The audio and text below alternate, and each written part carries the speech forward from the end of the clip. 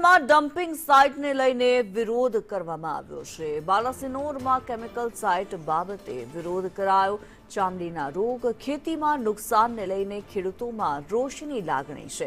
Chemical site બંધ કરવા ખેડૂતોની ઉગ્ર માંગ છે। અમદાવાદ ઇન્દોર હાઈવે ચક્કાજામની પણ ચીમકી ઉચ્ચારી છે। વિરોધને પગલે મોટી સંખ્યામાં પોલીસ તૈનાત છે। રાષ્ટ્ર 2018 થી કાર્યરત છે। લોક સુનાવણી વખતે સાઈડના ગામડાઓ દ્વારા ઉગ્ર વિરોધ કરવામાં આવ્યો। ત્યારબાદ પણ એ લોકો ક્યાંથી મંજૂરી લાવે એ ખબર નથી। પંચાયત દ્વારા કોઈ મંજૂરી આપેલી નથી। ત્યારબાદ અમે બાલાસિનોર સિટી ગામડાના પબ્લિક આંદોલન કર્યા તો બી કોઈ પરિણામ મળ્યું નથી।